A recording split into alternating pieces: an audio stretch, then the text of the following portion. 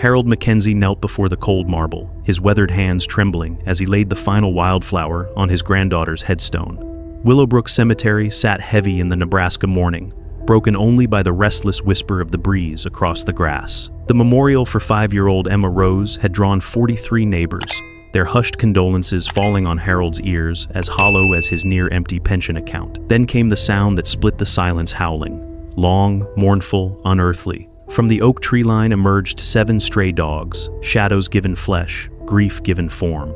Not the random mongrels the town council wanted exterminated, but Harold's secret companions, the strays he'd rescued with his last $200. At their head moved a German shepherd with eyes the color of molten gold, gaze sharp yet aching with sorrow. Its cry stretched across the hillside, carrying a single name on the wind. Emma. "Get them away from here! Dear God, get them away!" Mrs. Patterson shrieked, clutching her purse as the shepherd lunged forward, claws tearing into the fresh earth. Harold lurched as if to stop it until his breath froze. The dog's claws scraped plastic, not wood, not Emma's tiny coffin. A black garbage bag, inside broken dolls, shattered porcelain faces, and a single note written in desperate, jagged scrawl. "I have your granddaughter." The world stopped. If Emma wasn't here, then where was she? And then, from the shadowed trees, a faint giggle, childlike, fleeting, carried across the wind before vanishing into silence. Every head in the cemetery turned, eyes wide, searching the darkness. Harold's knees buckled. The ground beneath him felt like it had opened into an abyss. His granddaughter was not gone. She was out there. Emma's asthma medication cost $340 monthly, nearly half Harold's pension. He'd pawned Sarah's jewelry, sold his truck for a rusted pickup, and swallowed his pride to accept the church food. Bank's offerings. Still, some nights he'd sit at that kitchen table counting and recounting crumpled bills, wondering how long he could keep the lights on and the medicine cabinet stocked. The 7 stray dogs had wandered onto his property last spring, a ragtag pack, abandoned when their owner skipped town ahead of the sheriff.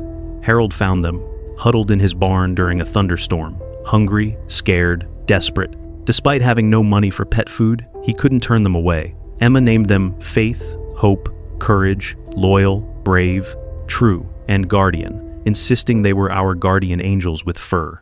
The Willowbrook Town Council disagreed. Mayor Patricia Hriss called them a public menace and health hazard, demanding Harold remove them immediately or face fines he couldn't afford. Neighbors whispered behind screen doors about the crazy old man who can't even feed himself, let alone a child and 7 dogs. Dr. Catherine Sullivan had seemed different during Emma's routine checkups. The 2-year-old family physician showed unusual interest in their living situation, asking pointed questions about Harold's income, Emma's future plans, whether he'd considered other arrangements for the child's welfare. She'd lost her own daughter, Margaret, in a drowning accident years earlier. She confided and understood how precious and fragile a grandparent's love could be. "Some children deserve every opportunity life can offer," Dr. Sullivan had said during their last visit, watching Emma color in the waiting room corner. "It's heartbreaking when circumstances prevent that," Harold had agreed, never suspecting those words contained a threat disguised as sympathy. The morning of the 15th of September started like any other in the McKenzie household. Harold woke at 5:30, as he had for 48 years of mining shifts, and shuffled to the kitchen to brew coffee in the dented aluminum pot that had belonged to his father. Emma appeared 20 minutes later, still in her Winnie the Pooh pajamas, rubbing sleep from her eyes and asking if the puppy angels could have breakfast too.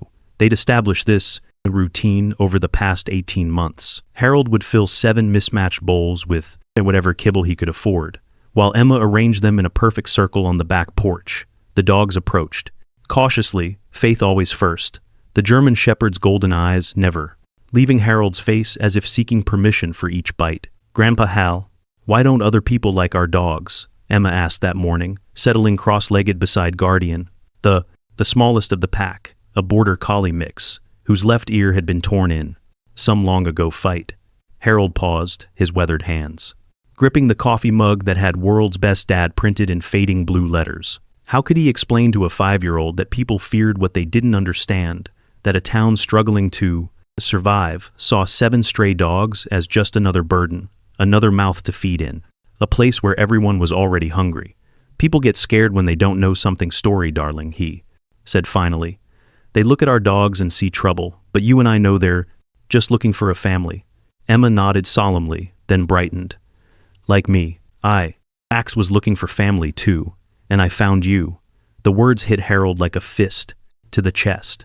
This child, who'd lost both parents before she could properly remember their faces, still believed in the goodness of finding home. He swallowed hard, tasting the bitterness of coffee and regret. By noon, Emma's energy had reached its typical peak. She'd finished her morning coloring. Today's masterpiece showed 7 dogs wearing angel wings, protecting a little girl and an old man from storm clouds, and was bouncing around the living room like a rubber ball. Can we go to Miller's Pond, Grandpa, please? The doggies need exercise, and I want to look for pretty rocks. Harold glanced at the bills spread across his kitchen table. The electric company had sent a final notice, and Emma's inhaler was nearly empty. But the September afternoon was crisp and golden, the kind of day Sarah used to call God's apology for winter coming, and Emma's pleading expression could melt granite. All right, sweetheart, but we stay close to shore, you hear me? And if I say it's time to go, no arguments. Miller's Pond sat 2 miles from town, a natural swimming hole surrounded by cattails and willow trees, where generations of Willowbrook children had learned to skip stones and catch fireflies. Harold had proposed to Sarah here in 1978, fumbling with a ring that cost 3 weeks' wages and nearly dropping it in the shallow water when she said yes. The 7 dogs bounded ahead as they walked the dirt path, their excitement infectious. Emma skipped between them, collecting acorns and chattering about school, her teacher, Mrs. Rodriguez, and the upcoming harvest festival. Harold listened with half his attention, the other half calculating whether he could afford both groceries and the electric bill this month. They reached the pond at 2:15. Harold settled on a fallen log, while Emma waited in the shallows, her rolled-up jeans already soaked to the knees. The dogs patrolled the perimeter, Faith positioning herself between Emma and the deeper water with the precision of a trained lifeguard. I see a really pretty one, Emma called, pointing toward a rock formation about 10 foot from shore. It's all sparkly, Grandpa. Stay where you can touch bottom, Harold called. Back, but he was distracted, pulling his phone from his pocket to check a text from the bank. Another overdraft fee. $29 for being $3 short on the automatic payment. The splash happened while he was staring at the screen. Harold's head snapped up to see Emma's empty hands breaking the surface, her mouth open in a soundless gasp before she disappeared beneath the murky water. She'd slipped on the algae-covered rocks, her small body pulled under by the unexpected depth where spring runoff had carved a hidden channel. Harold plunged into the pond, his arthritic knees screaming as he fought through the water. The dogs erupted in frantic barking, Faith and Courage diving in beside him while the others paced the shore in agitation. Harold found her floating face down 20 foot from the shore, her blonde hair fanned around her head like pond weeds. He hauled her unconscious body to the shallow water, his heart hammering so hard he thought it might burst. She wasn't breathing. "Come on, baby girl, come on," he gasped, pressing his mouth to hers, forcing air into her lungs the way he'd learned in mine safety training decades ago. 1 breath, 2. Her chest rose and fell, but her eyes remained closed. His hands shook as he dialed. 911. Emma's limp form cradled against his chest, while the 7 dogs formed a protective circle around them. The dispatcher's calm voice contrasted sharply with Harold's panic. "Sir, I need you to stay on the line. The ambulance is 7 minutes out." 7 minutes felt like 7 hours. Harold alternated between rescue breathing and pleading with God, with Sarah, with anyone who might be listening. "Don't take her, too. I can't lose her, too. She's all I have left in this world." When the ambulance arrived, ducked, Catherine Sullivan stepped out behind the paramedics, her medical bag in hand, and her expression professionally grave. Harold had called her directly after 911, knowing she lived only 5 minutes from Miller's Pond. "Harold, step back and let us work," she said, kneeling beside Emma's motionless form. Her examination was thorough, but brief, checking pupils, pulse, reflexes. After what felt like eternity, she looked up, with the expression Harold had learned to dread from Sarah's cancer treatments. "The head trauma is severe," Dr. Sullivan said quietly, her voice carrying the weight of unwelcome experience. "I'm sorry, Harold. The brain swelling. There's nothing we can do." The words hit him like a mine shaft collapse, crushing the air from his lungs. No, she was just playing. She was just looking for rocks. "Sometimes these accidents," Dr. Sullivan's voice trailed off. handle the arrangements. You don't need to worry about the costs or the details. Focus on saying goodbye. Harold collapsed beside Emma's still form, his rough hands smoothing her wet hair while tears he'd held back for 3 years finally broke free. Around them, 7 dogs sat in silent vigil, their eyes reflecting a sorrow that seemed almost human. He never noticed Dr. Sullivan making a phone call or the way she insisted on personally transporting Emma's body. He was drowning in his own grief, unable to see the careful orchestration of his worst nightmare. The memorial service 3 days later should have been a quiet affair, a grieving grandfather saying goodbye to the light of his life. Instead, it became the moment that shattered Harold McKenzie's understanding of truth itself. 43 neighbors had gathered at Riverside Cemetery under the September sun, their faces etched with the practiced sympathy of a small town that had buried too many dreams. Reverend Patterson stood beside Emma's small headstone, his weathered Bible open to Psalms, while Harold clutched a handful of wildflowers Emma had loved, black-eyed Susans and Queen Anne's lace, picked from the roadside on their walks together. We gather not to mourn a life, cut short, Reverend Patterson ended, but to celebrate the joy Emma Rose brought to all who knew her. Harold barely heard the words. He stared at the fresh mound of earth, trying to reconcile the reality of Emma lying 6 feet below with the memory of her laughter echoing through their kitchen just 4 days ago. Mrs. Rodriguez, Emma's kindergarten teacher, had brought the child's final art project, a crayon drawing of 7 dogs with wings protecting a little girl and an old man from dark storm clouds. She drew this the day before, Mrs. Rodriguez whispered, pressing the paper into Harold's trembling hands.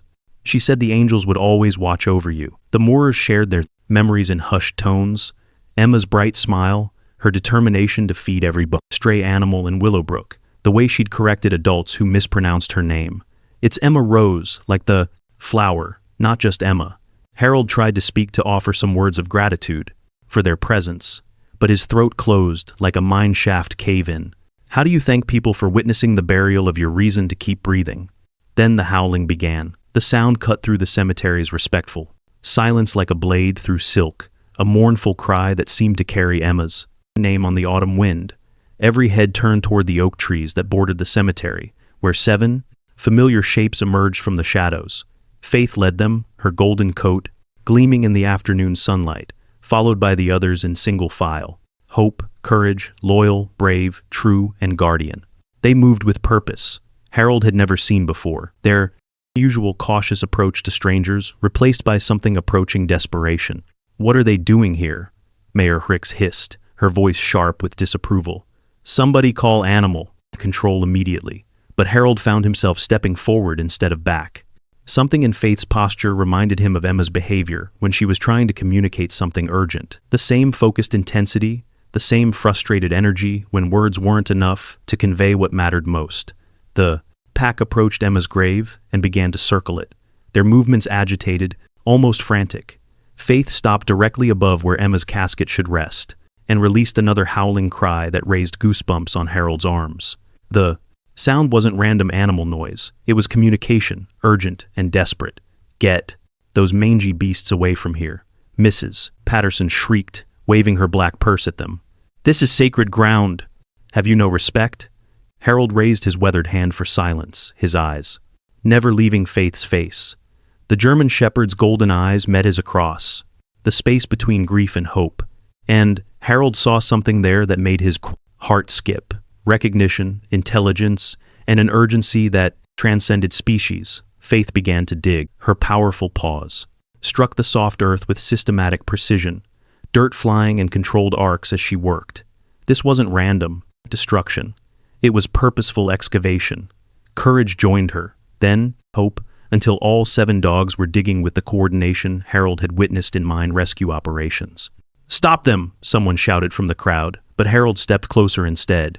These weren't wild animals, causing chaos at his granddaughter's funeral. Their movements were too organized, too deliberate. Faith would dig several scoops, then step back to let the smaller dogs clear the loose earth before resuming. It was teamwork, born of intelligence and purpose. "Harold, please," Reverend Patterson pleaded, "we need to maintain the dignity of this service." But dignity meant nothing when measured against the possibility that these dogs knew something the humans had missed. Harold knelt at the edge of the growing hole, his arthritic knees protesting against the cemetery's hard ground. Within minutes, the pack had excavated nearly 3 feet when Faith's claws struck something that made a hollow, plasticky sound. Not the solid thunk of wood against earth, not the metallic ring of a casket's hardware, something that crinkled and shifted like garbage. Faith stepped back and barked twice. Short, sharp commands that seemed to say, "Look here, understand this." Harold peered into the hole on trembling legs, his heart hammering against his ribs like a trapped bird. There, partially exposed in the disturbed earth, lay a large black garbage bag, the industrial kind used for yard waste, tied at the top with yellow rope. As the bag shifted, in the loose dirt, its contents spilled through a tear in the plastic.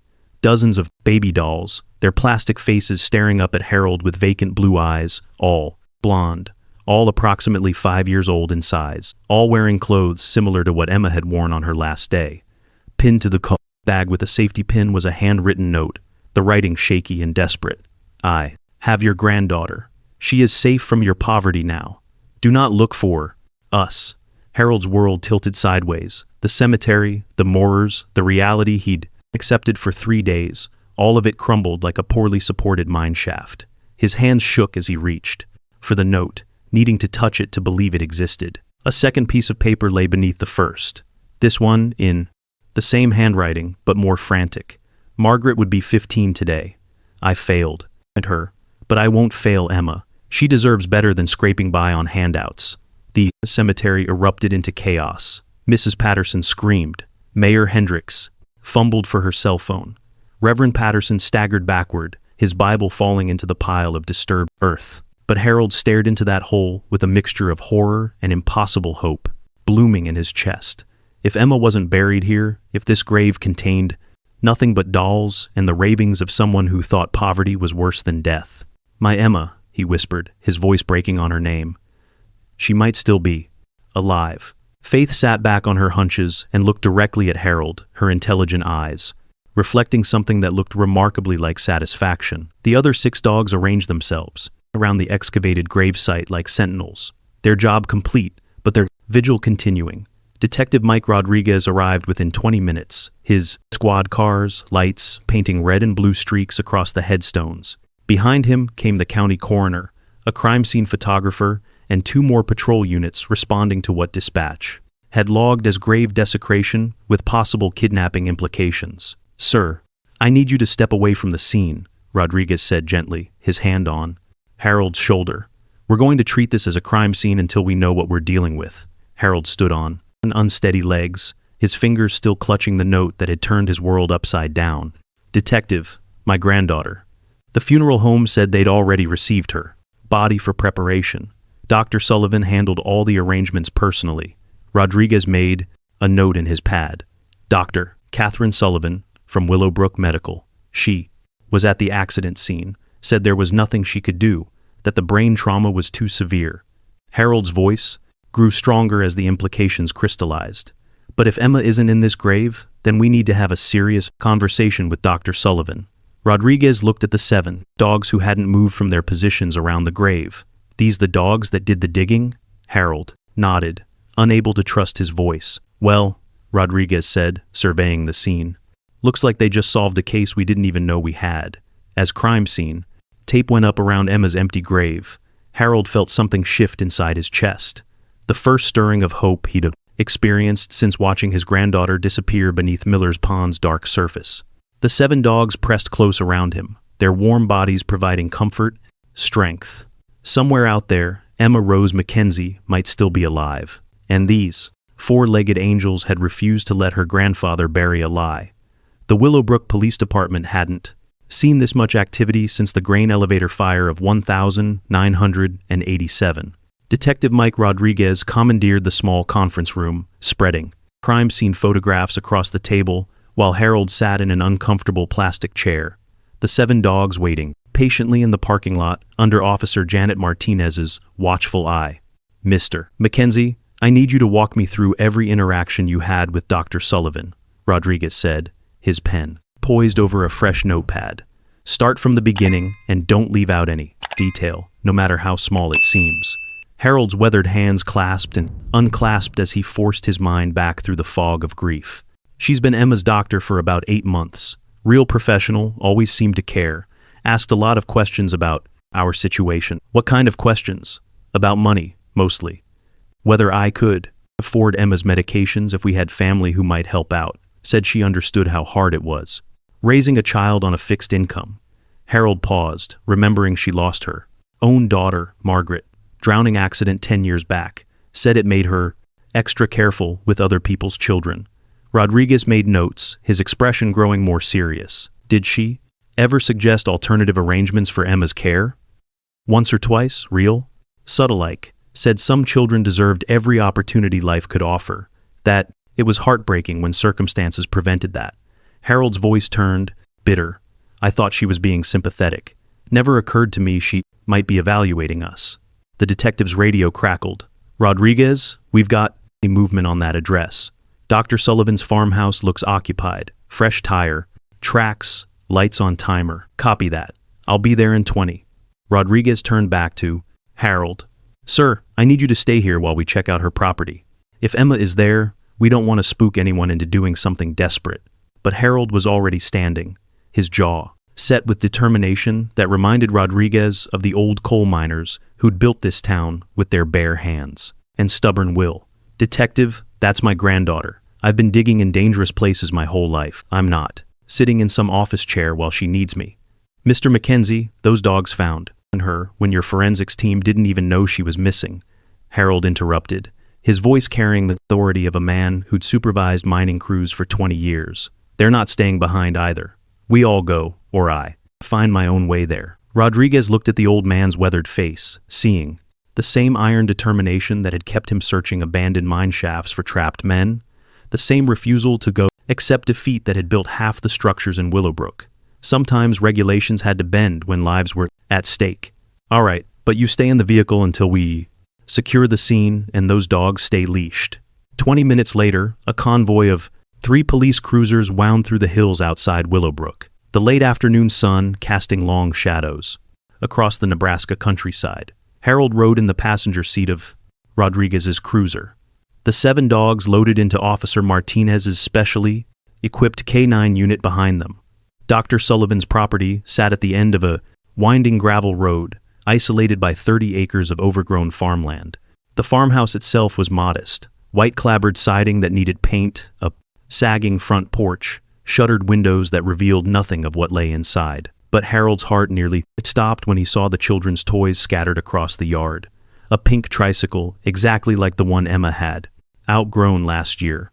A sandbox with fresh digging marks. A wooden swing hanging from the old oak tree, still moving slightly in the evening breeze.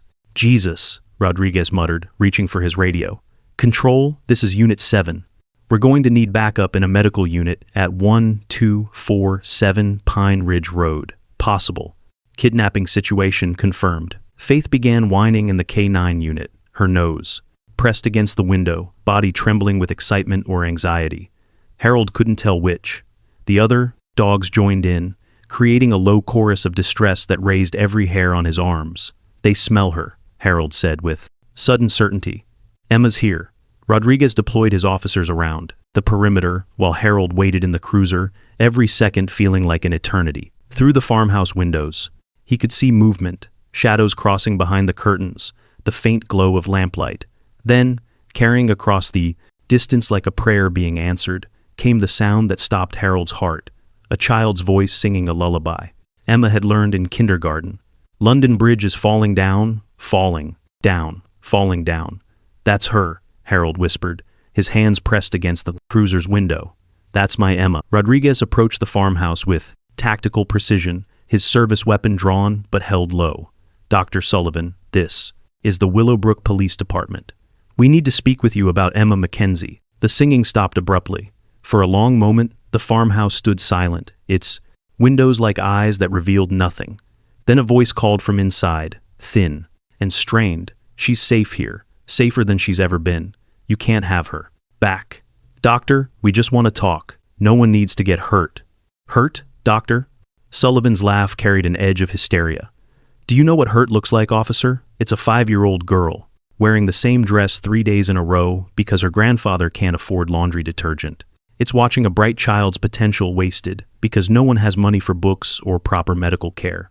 Harold couldn't stay in the cruiser any longer. He opened the door despite Rodriguez's sharp gesture to remain inside, walking slowly toward the farmhouse with his hands visible and empty. The 7 dogs followed, somehow having escaped from the K9 unit, their leashes dragging behind them. "Kate," Harold called, using her first name deliberately. "I know you think you're protecting her. I know you lost your Margaret, and I'm sorry for that, but Emma belongs with her family."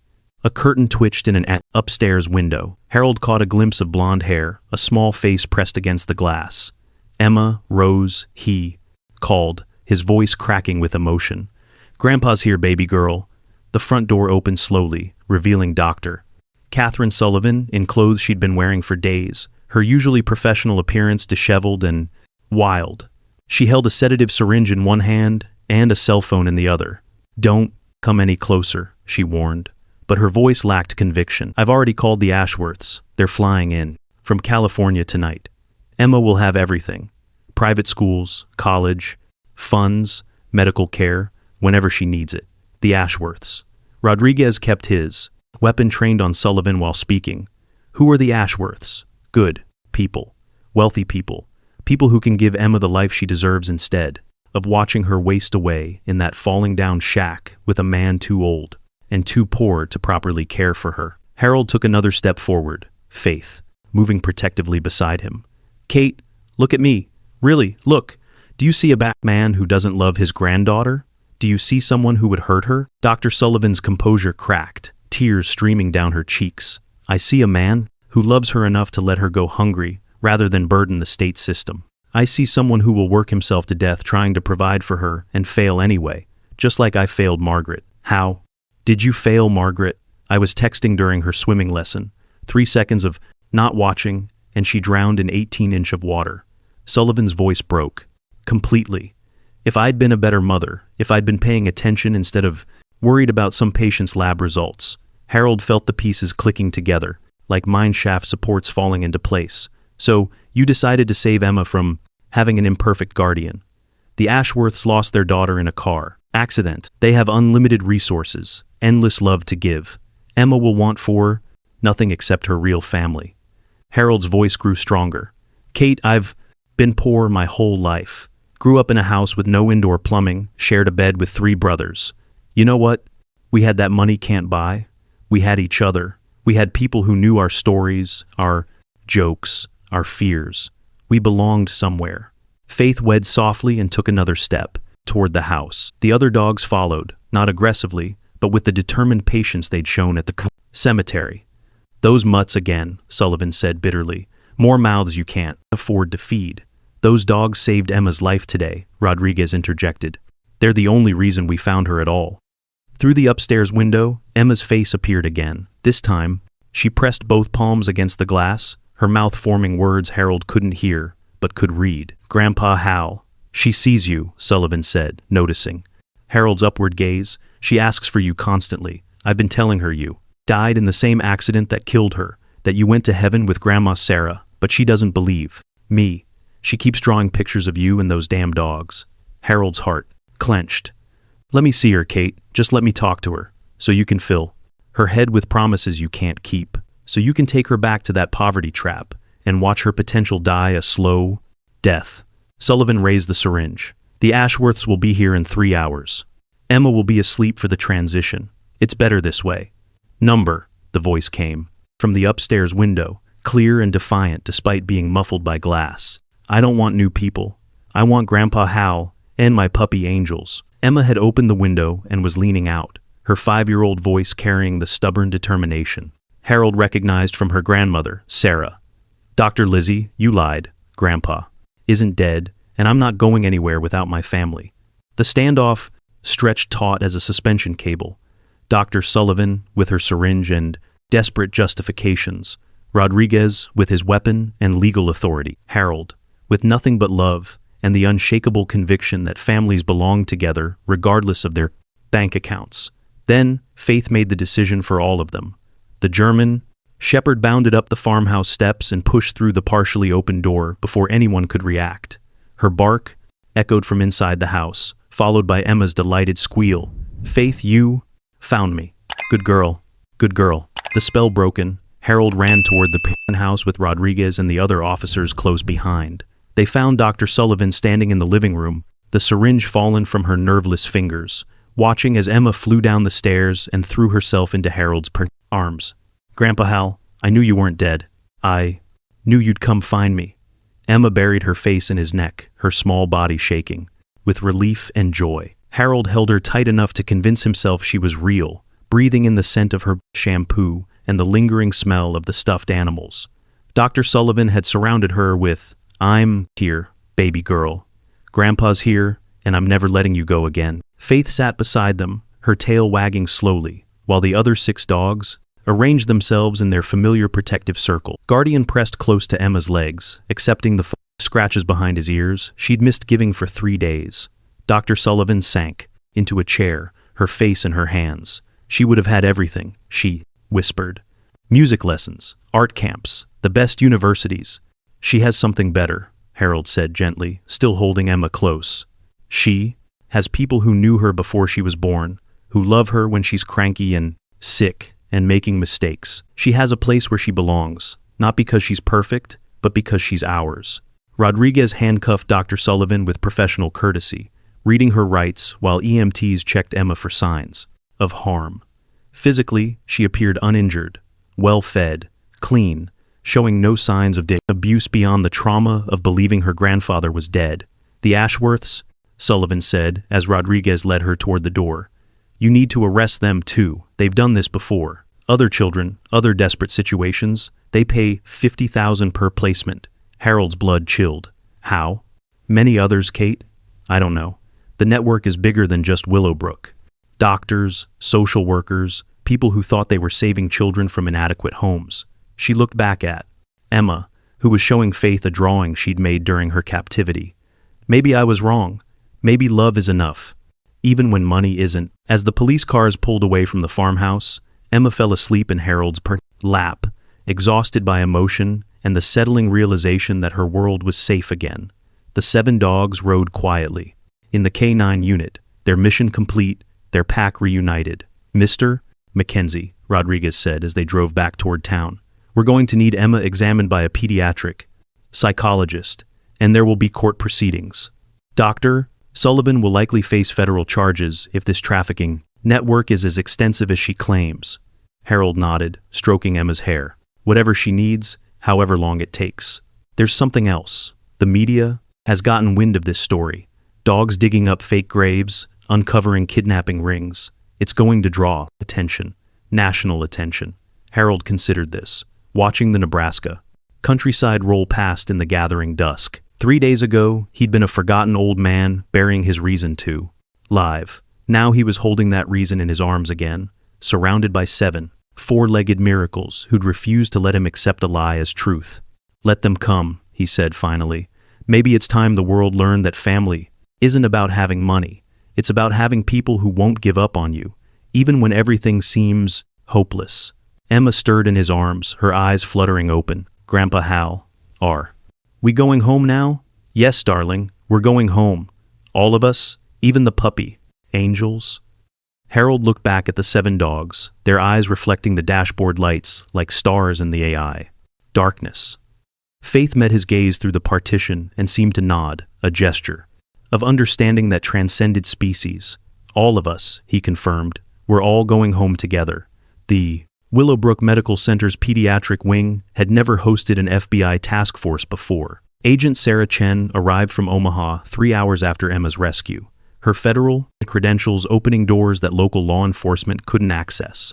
She found Harold in the family waiting area, Emma, and sleeping fitfully in his lap, while the 7 dogs lay in formation around his chair, a living barrier between the child and the world that had tried to steal her. Mr. McKenzie, I'm Agent Chen. I need to ask you some difficult questions about Dr. Sullivan and what Emma might have witnessed during her captivity. Harold studied the agent's face, seeing the same controlled intensity he'd recognized in mine safety inspectors. People whose job required them to imagine the worst-case scenarios. Emma's been through enough. She's not talking to anyone until she's ready. Sir, I understand your protective instincts, But we have reason to believe Dr. Sullivan was part of a much larger operation. The name she gave us, the Ashworths, this Second Chances Network. We're tracking similar cases in 6 states. Children who supposedly died in accidents, bodies that were never properly examined, wealthy families who adopted through private arrangements. The words hit Harold like falling mine timber. How many children? We don't know, and yet. But if Emma can identify faces, locations, anything she overheard during her captivity, Agent Chen's voice gentled. She might be the key to bringing dozens of children home. Emma stirred in Harold's arms, her eyes opening with the startled confusion of someone waking in an unfamiliar place. The antiseptic smell of the hospital, the harsh fluorescent lighting, the strange voices, all of it combined to trigger the anxiety she'd been suppressing since her rescue. Grandpa Hal, where are we? Why does everything smell like Dr. Liz's office? Her small voice carried a tremor that cut straight through Harold's heart. We're at the hospital, darling. The doctors just want to make sure you're okay, then we're going home. But Emma's eyes had found Agent Chen, and something in the woman's official bearing triggered a memory. She looks like the other lady, the one who came to see Dr. Lizzie before the airplane people were supposed to come. Agent Chen leaned forward carefully, her voice soft. Emma, can you tell me about the airplane people? Emma pressed closer to Harold, her fingers clutching Faith's fur through the gap in the chair arms. They had lots of money. Dr. Lizzie showed me pictures of their big house with a swimming pool. She said they lost their little girl and needed someone to love. Did you want to go with them? Emma's response was immediate and fierce. I told Dr. Lizzie I was spicked. I already had someone to love me. But she said Grandpa Hal was too old and too poor, and the airplane people could give me everything I needed. Harold's jaw tightened. Even in her twisted logic, Dr. Sullivan had been trying to convince Emma that the kidnapping was somehow for her own good. The other lady brought papers, Emma continued, her child's memory surprisingly clear. She talked about money, lots of numbers. Dr. Lizzie seemed scared of her. Agent Chen made notes rapidly. Emma, did this other lady have a name? Mrs. something with a V. She wore sparkly earrings and smelled like flowers. She said I was perfect for the placement and that the airplane people were eager for delivery. Emma's voice took on the careful pronunciation of a child repeating adult words she didn't fully understand. The clinical language made Harold's stomach turn. Placement, delivery. As if Emma was a package being shipped rather than a child being torn from her family. Dr. Patricia Novak, the pediatric psychologist, arrived with the careful bearing of someone accustomed to working with traumatized children. She knelt beside Emma's chair, bringing herself to the child's eye level without invading her space. Hi Emma, I'm Dr. Novak. I talk to children about their feelings. Would it be okay if we talked for a few minutes? Emma looked to Harold for permission, receiving his encouraging nod before responding. Are you going to tell me my Grandpa Hal can't take care of me? Not at all. I can see how much you and your grandfather love each other. I just want to make sure you're feeling safe and happy. The gentle questioning revealed the full scope of Dr. Sullivan's psychological manipulation. Emma had been told repeatedly that Harold was dead, that she had no other family, that the Ashworths represented her only chance for a normal life. When Emma refused to believe these lies, Dr. Sullivan had shown her newspaper clippings about poverty in rural America, statistics about children failing in underfunded schools, stories about elderly guardians dying and leaving children in foster care. She said I would end up in a place with lots of other kids who nobody wanted, Emma whispered. She said if I went with the airplane people, I could visit Grandpa Hal in heaven someday. Harold closed his eyes, fighting back. Rage at the systematic way Dr. Sullivan had tried to break his granddaughter's spirit. Faith sensed his tension and pressed closer, her warm presence a reminder that Emma was safe now. Agent Chen's phone buzzed with an urgent message. She stepped away to take the call, her expression growing grimmer with each passing minute. When she returned, her professional composure had slipped slightly. Mr. McKenzie, we've just raided an address in California, the Ashworth's residence. We found evidence of at least 12 adoptions over the past 5 years, including documentation suggesting they were paying between $40,000 and $7,000 per child. And the children, we're locating them now. Most are with the Ashworths' extended network. Friends, relatives, people who believed the adoptions were legitimate. But Emma, Agent Chen paused, choosing her words carefully. She would have been different. The paperwork suggests she was intended as a replacement daughter for the Ashworths' own child who died. They wanted a specific age, appearance, and background. The implication hung heavy in the sterile hospital air. Emma hadn't been randomly selected. She'd been specifically targeted because she matched the Ashworths' grief-driven criteria. Dr. Novak finished her evaluation with cautious optimism. Emma shows remarkable resilience. The fact that she never stopped believing in your return likely protected her from the worst psychological damage. However, she'll need ongoing counseling to process this experience fully. As they prepared to leave the hospital, Emma suddenly turned to Agent Chen. The other lady, Mrs. V. She had a book with pictures of more kids who looked sad. She told Dr. Lizzie there were 6 more placements scheduled for this quarter. Agent Chen's eyes sharpened. Emma, do you remember anything else about this book? What the pictures looked like? Some of the kids were crying. Some looked scared. There was a boy with red hair who looked like my friend Tommy from school but older, and a little girl with curly black hair who was holding a teddy bear. Emma's voice grew smaller. Dr. Lizzie said they were all going to better homes, but they didn't look happy about it. The drive back to Harold's farmhouse should have been a celebration. Instead, it felt like the calm before a larger storm. Local news vans had gathered at the end of his gravel driveway, their satellite dishes pointed skyward like technological vultures. Harold could see reporters checking their makeup inside mirrors, preparing for the live broadcast that would turn his granddaughter's ordeal into evening entertainment. Grandpa Hal, why are all those people here? Emma pressed her face to the car window, watching the media circus with 5-year-old curiosity. They want to tell everyone about how smart our dogs are, Harold said, which was true enough. But we don't have to talk to them if you don't want to. Detective Rodriguez had radioed ahead, and Officer Martinez was waiting at Harold's front door to escort them inside. The 7 dogs immediately claimed their familiar positions around the living room, as if their 3-day absence had never happened. Faith settled beside Emma's chair, while Guardian took his usual post by the window. The phone began ringing within minutes of their arrival. Reporters, distant relatives Harold hadn't heard from in years, neighbors wanting to express their relief. Harold unplugged it after the 5th call, needing silence to process everything that had happened. Emma went straight to her room, returning with an armload of drawings she'd completed during her captivity. Harold spread them across the kitchen table, studying his granddaughter's avenging artistic documentation of her ordeal. Most showed herself in a room with barred windows, surrounded by toys she'd never asked for. But in every picture, 7 dogs with wings hovered at the edges, and in the corner stood a figure, labeled Grandpa Hal in Heaven. I never stopped drawing you, Emma said, settling onto Harold's lap. Dr. Lizzie said I should forget about my old family and think about my new one, but I couldn't. Every time I tried to forget, Faith would howl outside my window. Even when they weren't there, I could hear them calling for me. Harold felt tears he'd been suppressing finally. Break free. They never stopped looking for you, darling. None of us did. Agent Chen called that evening with updates that painted an increasingly disturbing picture. The Second Chances Network had been operating for 7 years, targeting families in financial distress across rural America. Their selection criteria were coldly calculated. Single elderly guardians, children with no other relatives, communities too small to have adequate social services oversight. Dr. Sullivan appears to have been a mid-level recruiter, Agent Chen explained.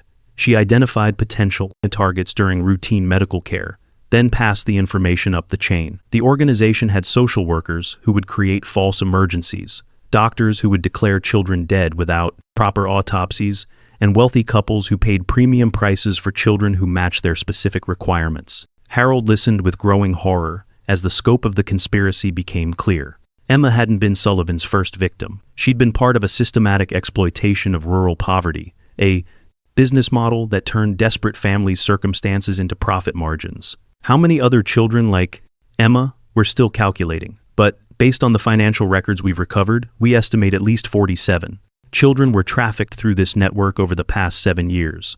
As night fell over Willowbrook, Harold sat on his front porch with Emma curled in his lap, watching the news vans finally pack up and leave. The 7 dogs had arranged themselves around the porch steps in their protective formation, alert but peaceful. Grandpa Hal, Emma said sleepily, why did Dr. Lizzie think money was more important than love? Harold considered the question, seeking an answer that a 5-year-old could understand without losing the essential truth. Sometimes grown-ups get confused about what makes people happy. They think having lots of things is the same as being loved, but you and I know better, don't we? Emma nodded against his chest. The airplane people had everything, but they still needed to steal someone else's little girl to be happy. That's not real happiness. Out of the mouths of babes, Harold thought. His granddaughter had articulated something that apparently had escaped the adults who tried to destroy their family. Agent Chen had warned him that the media attention would intensify once the full scope of the trafficking ring became public. Harold McKenzie, the elderly coal miner who'd refused to accept his granddaughter's death, would become a symbol of something larger. The triumph of love over money, family over system, instinct over authority. But sitting there in the gathering darkness, surrounded by 7 loyal dogs, and holding the child who'd been given back to him by what could only be called a miracle, Harold wasn't thinking about symbolism or media coverage. He was thinking about tomorrow morning when Emma would wake up in her own bed, eat breakfast at their familiar kitchen table, and play with the dogs who'd never stopped believing she'd come home. The porch light cast a warm glow over their small family reunion, a beacon of hope in a story that had almost ended in darkness. Inside the house, Emma's drawings were still spread across the kitchen table. A child's testimony to the power of love that refuses to give up, even when evidence suggests hope is lost. Faith lifted her head and looked directly at Harold, her golden eyes reflecting the porch light. In that gaze, he saw acknowledgement of a job well done, a promise kept, and a bond that transcended the usual boundaries between species. These 7 dogs had saved Emma's life, not through training or accident, but through the simple refusal to accept that their pack was incomplete. Tomorrow would bring new challenges, court hearings, therapy sessions, the long process of healing from trauma. But tonight, Harold McKenzie held his granddaughter close and listened to the peaceful breathing of 7 guardian angels who'd proven that sometimes the most important truths are found not in official reports or expert testimony, but in the faithful love that digs through lies to reach the light. The call came at 3:47 a.m. Weeks after Emma's rescue, shattering the fragile peace Harold had begun to believe might last. Detective Rodriguez's voice carried the weight of devastating news even before he spoke the words that would send Harold's world spinning into chaos once again. Harold, we need you at Children's Hospital in Omaha immediately. Emma's been admitted to the ICU. Harold's hands shook as he gripped the phone, the familiar terror of losing Emma flooding back with the force of a mineshaft collapse. What happened? She was fine when I put her to bed. She was laughing at Guardian, trying to catch fireflies. The doctors think it's delayed trauma from the original head injury. Her brain started swelling again around midnight. Harold, it's serious. You need to get here now. The 2-hour drive to Omaha passed in a blur of dark highway and desperate prayers. The 7 dogs rode in the back of Harold's pickup truck, somehow sensing the emergency without being told. Faith kept her head pressed against the rear window, watching Harold through the glass as if willing him to drive faster. Children's Hospital of Nebraska stood like a fortress of glass and steel against the pre-dawn darkness, its windows glowing with the harsh light of medical urgency. Harold ran through the automatic doors, and with Faith at his heel, the other dogs following despite hospital regulations about animals in patient care areas. "Sir, you can't bring those dogs in here," a security guard began. But Dr. Rebecca Matthews, the pediatric neurologist, waved him off. "Let them through. This child has been through enough separation trauma." Dr. Matthews was a small woman, with silver hair and eyes that had seen too many families destroyed by medical crisis. She led Harold down a corridor that smelled of disinfectant despair. "Mr. McKenzie, I need to prepare you for what you're about to see." Emma lay in the pediatric ICU, surrounded by machines that beeped and hummed with mechanical precision. Her small body seemed even tinier against the adult-sized hospital bed, her face pale as winter moonlight. Tubes and wires connected her to monitors that tracked every heartbeat, every breath, every flicker of brain activity. The original injury was more severe than Dr. Sullivan indicated in her initial reports, Dr. Matthews explained, her voice clinical but not unkind. It appears she masked the symptoms with medications that artificially reduced the swelling. When those drugs left Emma's system over the past few weeks, the delayed reaction set in. Harold sank into the bedside chair, his weathered hand finding Emma's small fingers among the medical tubing. Her skin felt cold, fragile as tissue paper. Is she going to? Will she be okay? The next 48 hours are critical. We've induced a medical coma to reduce brain activity while we try to control the swelling. Mr. McKenzie, I have to be honest with you. Even if we can save her life, there may be permanent damage. Memory loss, motor function impairment, cognitive delays. The words hit Harold like physical blows.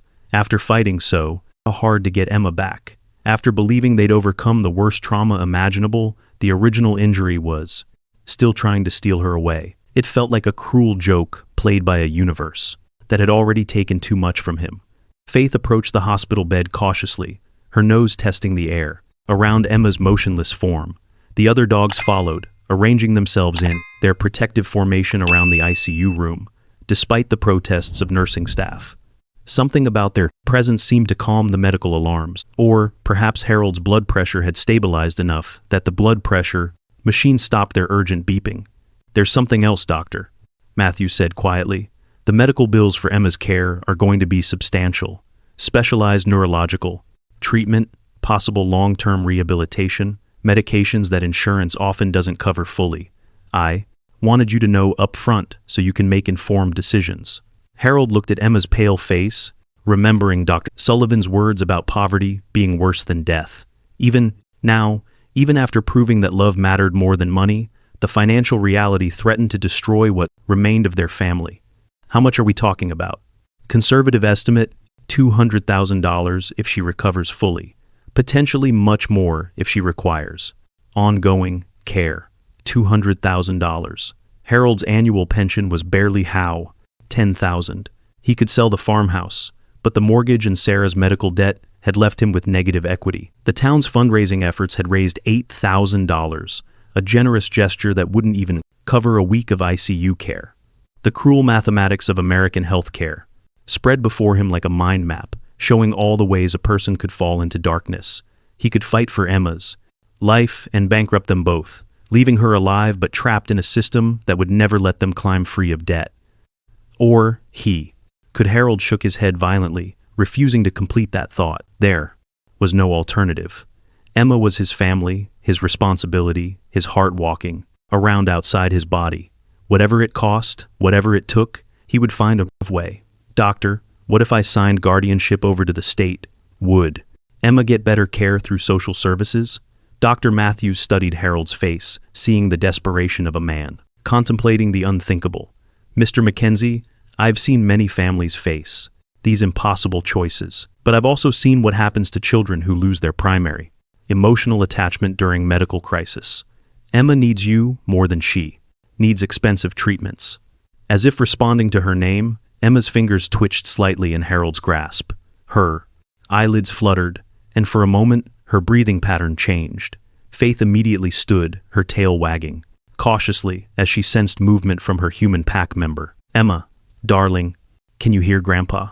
Emma's eyes opened slowly, unfocused and confused, but definitely conscious. Her mouth moved without sound, trying to form words, around the breathing tube that assisted her damaged brain's efforts to control basic functions. Don't try to talk, sweetheart. Just squeeze my hand if you can hear me.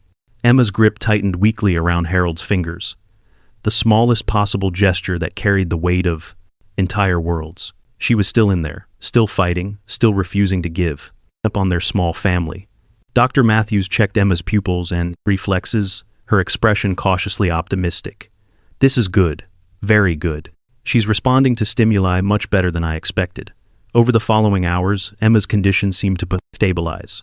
The dangerous swelling showed signs of responding to treatment and her vital signs strengthened, but the financial reality remained unchanged. Every day the ICU added thousands of dollars to a bill Harold could never hope to pay. By afternoon, word had spread through Willowbrook about Emma's crisis. Harold's phone began buzzing with messages from neighbors, former co-workers, people he barely knew, offering whatever help they could provide. Mrs. Patterson, the grocery store owner who'd initially criticized Harold's ability to care for Emma, called to say she was organizing another fundraiser. Harold, honey, we're not. I'm going to let that little girl suffer because of money. This community takes care of its own, but even the combined generosity of Willowbrook couldn't bridge the gap between rural kindness and metropolitan medical costs. Harold found himself staring at release forms and payment agreements, trying to decipher language that seemed designed to obscure rather than clarify the financial obligations he was signing. Agent Chen arrived that evening with news that provided a different kind of complication. The FBI has frozen the assets of the trafficking network, about $4.2 million, recovered so far from the Ashworths and their associates. Legally, Emma would be entitled to victim compensation from those funds. Harold looked up from the medical forms, hope flickering in his chest like a candle in a mine shaft. How long would that take? Months, possibly years. The legal process for distributing seized assets is notoriously slow, and there are 47 other victims with claims. By the time Emma sees any compensation, by then it would be too late. Emma needed treatment now, not after a lengthy court process divided limited funds among dozens of traumatized families. As night settled over the hospital, Harold made a decision that went against every principle he'd lived by. He called the number Dr. Matthews had given him for the hospital's financial counselor, preparing to discuss payment plans that would stretch the rest of his natural life and probably beyond. But before he could dial, Emma's eyes opened fully for the first time since her collapse. Her voice, barely a whisper around the medical tubes, formed three words that stopped Harold's heart. "Are we poor, Grandpa?" Harold looked at his granddaughter, bandaged, connected to machines, fighting for her life in a hospital room they couldn't afford, and felt something break inside his chest. Not from despair, but from the realization that poverty had become a weapon someone had tried to use against their family. "No, darling," he said, his voice steady despite the tears streaming down his weathered cheeks. "We're not poor. We have each other, and that makes us rich in all the ways that matter." Emma's lips curved into the faintest smile. "And we have our puppy. Angels." Faith pressed closer to the hospital bed, her warm presence a reminder that some forms of wealth couldn't be measured in dollars or denied by circumstances. The other 6 dogs maintained their vigil around the ICU room, their loyalty unwavering despite the antiseptic environment and the constant activity of medical staff. Harold squeezed Emma's hand gently, feeling her grip strengthen in response. Tomorrow would bring new financial realities, more impossible decisions, the crushing weight of medical debt that could destroy their future. But tonight, Emma was alive, awake, and surrounded by love that no one could take away or put a price tag on. The machines continued their electronic monitoring, the hospital buzzed with its 24-hour cycle of crisis and recovery, and somewhere in California, FBI agents were still tracking down children who had been stolen from families like theirs. But in room 347 of Children's Hospital of Nebraska, a grandfather held his granddaughter's hand while 7 loyal dogs maintained their vigil, proving once again that the most valuable things in life couldn't be bought, sold, or taken away by those who confused money with meaning. The truth began unraveling at 6:23 a.m. on Emma's 4th day in the ICU, when Agent Chen burst through the hospital room door with the expression that mixed triumph and horror in equal measure. Harold looked up from Emma's bedside, where he'd have been reading Charlotte's Web, to his granddaughter's unconscious form, Faith's head resting on his feet. "Harold, we need to talk now." Agent Chen's voice carried an urgency that made the 7 dogs lift their heads in unison. "What I'm about to tell you is going to change everything we thought we knew about Emma's case." Dr. Matthews arrived moments later, her face pale with the kind of shock that comes from discovering your professional assumptions were built on lies. "Mr. McKenzie, we've been reviewing Dr. Sullivan's medical records more carefully. The original injury report from Miller's Pond. It's been falsified." Harold felt the world tilt sideways. The same sensation he'd experienced in mind collapses when solid ground suddenly became unreliable. "What do you mean falsified?" Agent Chen pulled out a tablet, her fingers scrolling through digital documents. "We found Dr. Sullivan's real notes in her personal files. Harold, Emma never had a severe head injury. The trauma was minimal, a minor concussion, at worst. Dr. Sullivan deliberately exaggerated the symptoms to justify her actions." The words hit Harold like a cave-in, crushing his understanding of the past month. "But Emma was unconscious when I pulled her from the pond. She wasn't breathing. She was in shock from the cold water and brief submersion, a frightening but not life-threatening condition that would have resolved with basic medical care." Dr. Matthews sat down heavily, her professional composure cracking. "Doctor Sullivan used a paralytic agent to simulate severe brain trauma, then maintained the deception with a combination of sedatives and careful documentation. Harold's hands began to shake as the implications crystallized. You're telling me my granddaughter was never dying? That this whole nightmare was manufactured from the beginning? Agent Chen confirmed. Dr. Sullivan identified Emma as a target months ago during routine checkups. She studied your financial situation, your social isolation, the community's attitude toward your ability to care for Emma. She was preparing for the perfect opportunity. The room spun around Harold, as 20 years of mining accidents and 3 years of Sarah's cancer treatments had taught him to recognize when disaster struck without warning. But this was different. This was discovering that the disaster had been deliberately engineered by someone he'd trusted with his granddaughter's life. The current medical crisis? Harold managed to ask. Dr. Matthews checked Emma's monitors. Her voice clinical but gentler than before, real but likely triggered by the psychological trauma of her captivity and the medications Dr. Sullivan used to maintain her deception. The brain swelling as Emma's body's delayed, reaction to chemical manipulation, not physical injury. Emma stirred in her, a hospital bed, her eyes fluttering open with increasing clarity. The breathing tube had been removed the previous day, and her voice, though weak, carried the stubborn determination Harold remembered from before their world collapsed. Grandpa Howe, why does everyone look so angry?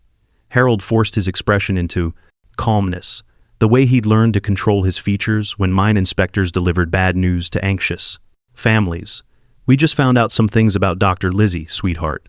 Things that help us understand what really happened to you. Agent Chen knelt beside Emma's bed, her voice taking on the gentle tone investigators used with child witnesses.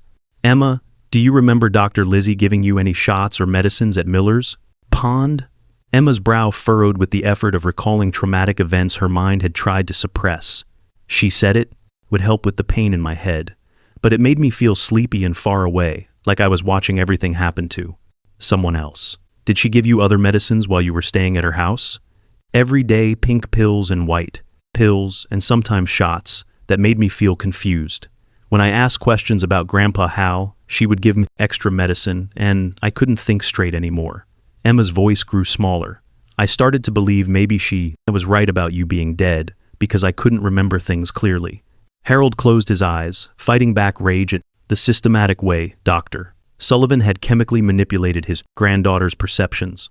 Not only had she kidnapped Emma, she'd used medication to make the child doubt her own memories and instincts. Dr. Matthews made notes in Emma's chart, her handwriting sharp with controlled anger. The good news is that with proper treatment and the right medications out of her system, Emma should make a full recovery. The current brain swelling is responding well to treatment, and there's no reason to expect permanent damage. Agent Chen's tablet buzzed with an incoming message. She read it quickly, her expression growing grimmer. There's more. We've been tracking the financial records from the trafficking network.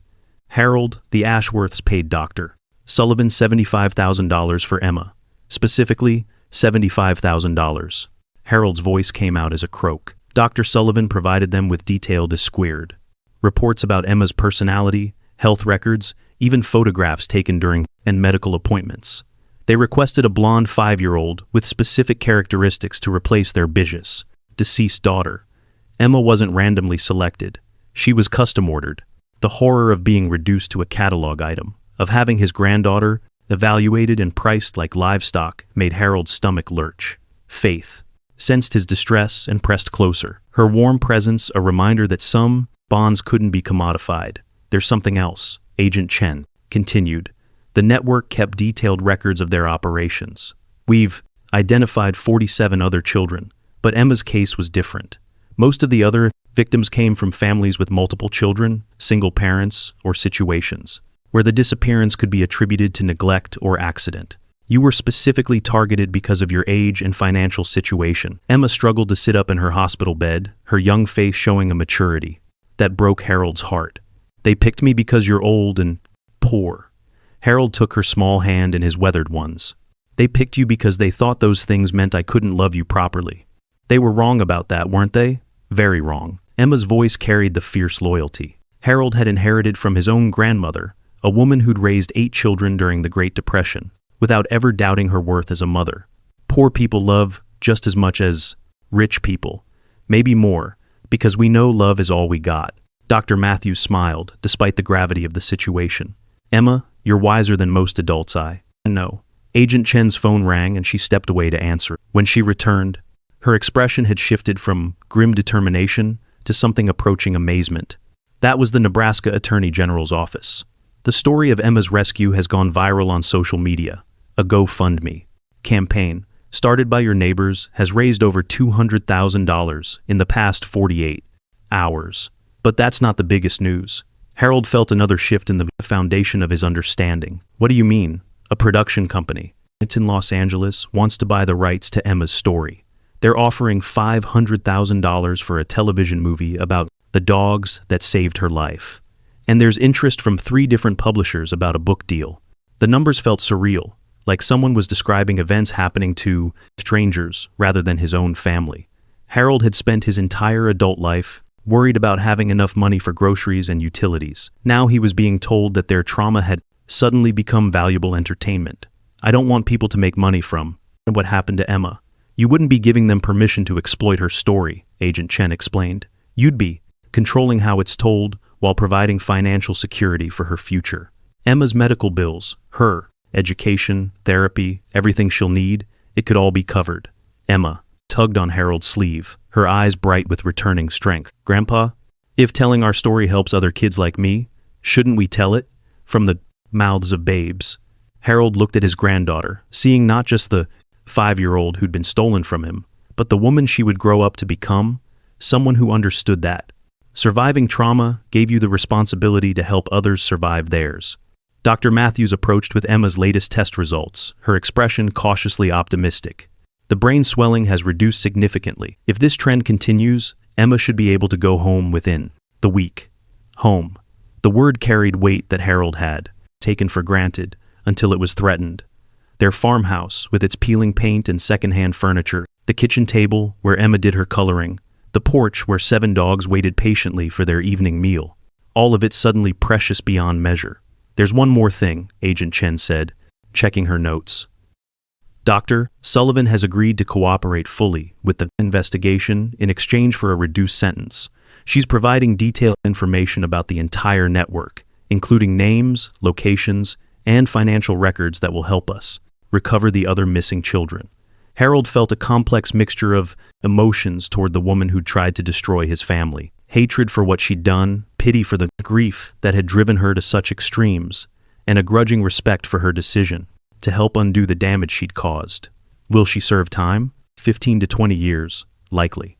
The federal charges for child trafficking are serious, but her cooperation and the psychological evaluation showing genuine remorse will work in her favor. Agent Chen paused. She asked me to give you a message. She said to tell you that watching Emma fight to get back to you made her realize she was wrong about everything. Love isn't about what you can provide. It's about showing up every day, no matter what. As if summoned by the conversation, Emma sat up straighter in her hospital bed, her color improving, visibly. Grandpa Hal, when we go home, can we visit Dr. Lizzie? I think she's really sad and needs to know I forgive her. Harold stared at his granddaughter, amazed by the capacity for forgiveness that trauma hadn't been able to destroy. Emma had every right to hate Dr. Sullivan, to want her to suffer for the fear and confusion she'd caused. Instead, she was worried about her kidnapper's emotional well-being. We'll see, darling. First, we need to get you completely healthy. The 7 dogs had remained quiet during the intense revelations, but now they began to stir with the excitement that preceded good news. Faith approached Emma's bed and gently placed her paw on the blanket, her tail wagging with the slow rhythm of deep contentment. She knows I'm getting better, Emma said, scratching behind Faith's ears. Dogs always know things before people do. Agent Chen gathered her materials, preparing to leave. Harold, there's one final piece of information you should know. The FBI is recommending Faith and the other dogs for official recognition as civilian heroes. Their actions directly led to solving this case and potentially saving dozens of other children. Harold looked at the 7 dogs who'd refused to let him bury a lie, who'd known Emma was alive when every expert had pronounced her dead, who'd transformed from unwanted strays into the instruments of his family's salvation. They're not heroes, Harold said quietly. They're just family members who didn't give up. Emma clapped her hands together weakly, her eyes sparkling with returning energy. Can we have a party for them when we go home? With dog cake and everything? We'll have the biggest party Willowbrook has ever seen, Harold promised, feeling hope settle in his chest like sunlight breaking through storm clouds. As the day progressed, Emma's improvement accelerated. The medications Dr. Sullivan had used to manipulate her brain chemistry were finally clearing from her system, allowing her natural resilience to assert itself. By evening, she was sitting up unassisted, eating solid food, and asking when she could see her drawings again. Dr. Matthews completed her final examination with obvious satisfaction. Barring any unexpected complications, Emma can go home tomorrow morning. She'll need follow-up care and therapy to process her psychological trauma, but physically, she's made a remarkable recovery. Harold spent that night in the hospital chair, watching Emma sleep peacefully for the first time in weeks. The 7 dogs had arranged themselves around the room in their protective formation, but their vigilance had relaxed into contentment. Their pack was complete again, their mission accomplished. As dawn approached, Harold reflected on the journey that had brought them to this moment. 3 weeks ago, he'd been a broken old man preparing to bury his granddaughter. Today, he was planning their return home, their future secured by a combination of community generosity, media interest, and the kind of justice that seemed too good to be true.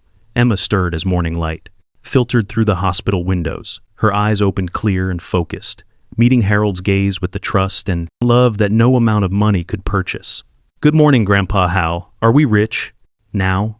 Harold smiled, thinking about the GoFundMe donations, the movie deal, the book offers, and all the financial security that had materialized from their darkest moments. But mostly, he thought about Emma's hand and his Faith's head on his feet, and the 6 other dogs who'd proven that the most valuable things in life couldn't be stolen or sold. "We were always rich, darling. We just didn't know it yet." 6 months later, Harold McKenzie stood on the front porch of his newly renovated farmhouse, watching Emma chase fireflies across a yard that had been transformed by community love and unexpected prosperity. The peeling paint had been replaced with fresh white clapboard, the sagging steps rebuilt with sturdy oak, and the broken shutters restored to their original forest green. But the changes that mattered most couldn't be seen from the outside. The 7 Guardians Animal Sanctuary occupied 30 acres adjacent to Harold's property, funded by the movie deal that had brought Emma's story to millions of viewers worldwide. The film, titled 7 Angels, had premiered 3 weeks earlier to critical acclaim and box office, a success that nobody had anticipated. But for Harold, watching Emma train rescue puppies in the morning sunshine, the money was secondary to the healing it had made possible. "Grandpa Hal, come see what Hope learned." Emma called from the training yard, where the border collie was demonstrating her new ability to locate missing persons by scent. At 5½ years old, Emma had become an unofficial ambassador for the sanctuary, her natural way with animals, drawing visitors from across the country. The trauma counseling doctor Patricia Novak had recommended had proven essential to Emma's recovery. The nightmares had gradually faded, replaced by dreams about flying with 7 winged dogs above the Nebraska plains. Emma's art therapy had evolved from drawings of confinement to expansive landscapes, filled with families of all shapes and sizes, protected by guardian animals, who never slept. "She's learned to track scents across water," Harold said, joining Emma beside Hope's training area. "That's advanced work for any dog, let alone one who taught herself." Emma beamed with pride, her blonde hair catching the autumn sunlight. The medical crisis that had nearly killed her had left no lasting physical effects, but it had deepened her an understanding of how precious and fragile life could be. She approached each day with an intensity that reminded Harold of Sarah's determination to squeeze every moment of joy from her cancer-hortoned life.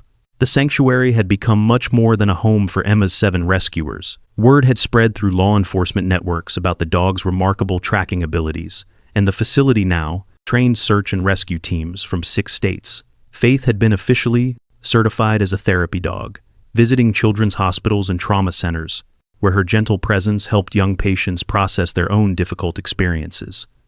Detective Rodriguez arrived that afternoon with news that had become routine over the past months. Another child from Dr. Sullivan's network had been successfully reunited with their family. The FBI's investigation had expanded to include similar operations in 12 states, ultimately recovering 63 stolen children and dismantling a trafficking network that had operated for over a decade. The Patterson boy from Oregon was reunited with his grandmother yesterday, Rodriguez reported, settling into the porch chair that had become his unofficial office during visits to the sanctuary. That makes 58 successful recoveries so far. Harold felt the familiar mixture of joy and sorrow that accompanied these updates. Every reunion represented a family restored, but also highlighted how many children had been stolen from their homes by people who believed love could be improved with money. Emma looked up from brushing Guardian's coat, her expression serious beyond her years. What about the other kids? The ones we haven't found yet. We're still looking, sweetheart. Your testimony helped us identify several more locations where children might have been placed. Every piece of information helps us bring more families together. The legal proceedings had concluded 2 months earlier with Dr. Catherine Sullivan sentenced to 18 years in federal prison. Her cooperation with investigators had been complete and seemingly genuine, providing details that led to arrests across the trafficking network. Harold had testified at her sentencing hearing, describing the systematic way she had targeted his family and the psychological manipulation Emma had endured.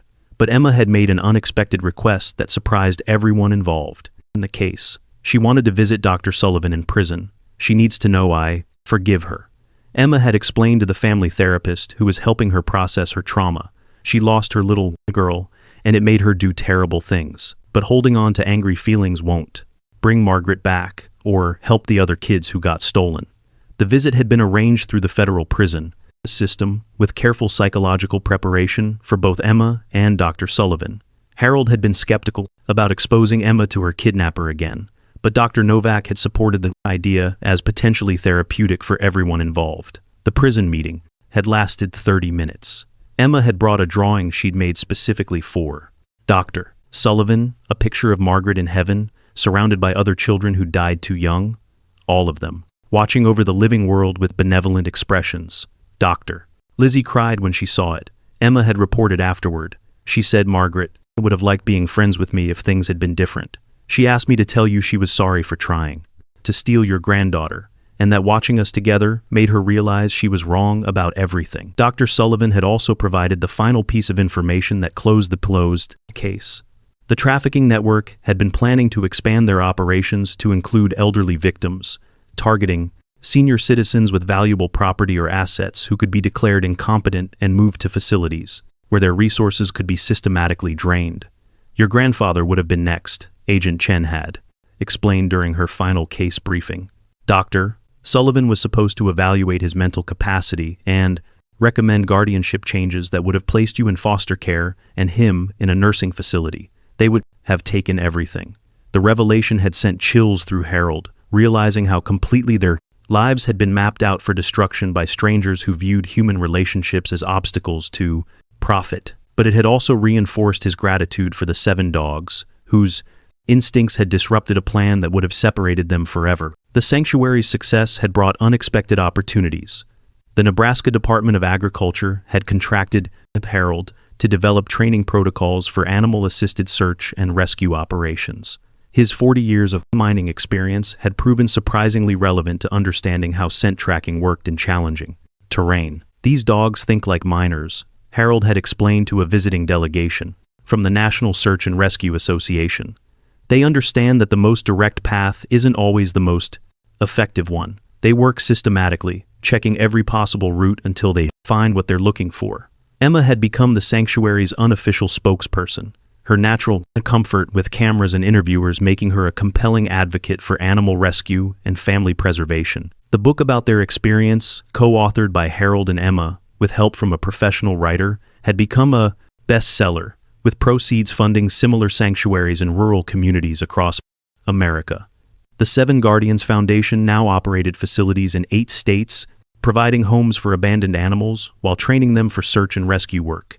Each location employed local residents like Harold, people with practical skills and deep knowledge of their communities who could manage both the animals and the human relationships that made rescue work successful. Mayor Patricia Hriss had publicly apologized for the town council's initial hostility toward Harold and his dogs. Willowbrook now promoted itself as the home of the 7 Guardians, with tourism from the movie and book bringing economic vitality the community hadn't seen since the grain elevator closed 20 years earlier. We learned something important from Harold and Emma. Mayor Hendricks had said during the sanctuary's grand opening ceremony. Sometimes the things we're quickest to reject are exactly what we need most. Those dogs, everyone wanted to get rid of, became the heroes who saved not just Emma, but our whole understanding of what family really means. The evening routine at the McKenzie farmhouse had evolved to accommodate their expanded family. Emma would help Harold prepare dinner for all 7 dogs, arranging their bowls in the same protective circle they'd maintained since their first day on the property. After the dogs ate, Emma would spend an hour in the training yard, working on basic commands with the newest rescue animals who arrived almost weekly. Faith had claimed a permanent position as Emma's sleeping companion, the German Shepherd's presence helping ease the pace, nightmares that still occasionally disrupted the child's rest. The other dogs had paired with various community members who visited the sanctuary regularly, elderly residents, who found companionship with animals that seemed to understand the value of patient unconditional love. Mrs. Patterson, the grocery store owner who'd initially criticized Harold's parenting, now visited twice weekly to help with puppy socialization. These dogs taught me that judging someone based on appearances is usually wrong, she'd admitted to Harold. I looked at you and saw an old man who couldn't handle responsibility. They looked at you and saw family worth protecting. As autumn deepened into early winter, Emma's 6th birthday approached with a celebration that would have been impossible to imagine a year earlier. The community had planned a festival celebrating the anniversary of her rescue, with proceeds supporting the foundation's expansion to additional states. But for Emma, the most important aspect of her birthday was the opportunity to announce the sanctuary's newest program, training therapy dogs, specifically for children who'd experienced trauma similar to her own. Kids who've been scared need friends who understand being scared. Emma explained to the local newspaper reporter documenting the program's launch. Dogs who've been abandoned know exactly how it feels to wonder if anyone will ever love you again. They make the best helpers because they remember what it's like to need rescuing. The program had attracted attention from child psychologists nationwide, many of whom recognized the innovative approach of pairing traumatized children with rescued animals as potentially revolutionary in treating complex PTSD. Dr. Novak had agreed to oversee the complex psychological aspects of the program, ensuring that both the children and animals received appropriate support. Harold found himself becoming something he'd never expected, a minor celebrity whose story resonated with audiences far beyond Nebraska. Speaking requests arrived weekly from organizations focused on family preservation, animal rescue, and rural community development. But Harold was selective about his appearances, accepting only those that directly supported the foundation's mission. "I'm not interested in being famous," he told Emma during one of their evening conversations on the porch. "I'm interested in making sure what happened to us helps prevent it happening to other families." Emma had nodded solemnly, her understanding of their public role maturing alongside her overall development, like how the 7 angels helped us and now we help other people find their angels. Exactly like that, darling. The financial security that had resulted from their ordeal felt surreal to Harold, who'd spent 70 years worrying about money. The movie deal, book royalties, and foundation donations had created a trust fund that would ensure Emma's education and care for the rest of her life. But, more importantly, it had provided the resources to help other families facing similar challenges. Money problems were never really about the money, Harold had realized during one of his therapy sessions with Dr. Novak. They were about feeling powerless to protect the people you love. Now that Emma's safe and we can help others, the money is just a tool instead of a source of fear. Emma's artwork had evolved from documentation of trauma to celebration of resilience. Her latest series depicted children and animals from around the world, all connected by invisible threads of love and protection that transcended species, geography, and circumstance. Several pieces had been selected for exhibition in the Nebraska State Capitol, with Emma serving as the youngest artist ever featured in the building's permanent collection. As Harold tucked Emma into bed on a crisp October evening, surrounded by the 7 dogs who'd never stopped believing in their family's survival, he reflected on the journey that had brought them to this point of peaceful contentment. "Grandpa Hal," Emma said sleepily. "Do you think, Doctor? Lizzie is sorry she tried to take me away from you?" Harold considered the question, thinking about the broken woman who'd confused money with love, who'd tried to solve her grief by stealing someone else's happiness. "I think she's learning that families can't be improved by tearing them apart, and I think she's grateful." You were strong enough to forgive her." Emma nodded, satisfied with this explanation. "Grandpa, tomorrow, can we train the new puppies? The little golden retriever? She looks just like Faith when she was young." Harold smiled, resting his weathered hand on Emma's messy golden hair. "Whatever you want, darling. We've got all the time in the world." Outside, the Nebraska wind carried the sweetness of autumn across fields that had borne both tragedy and miracles.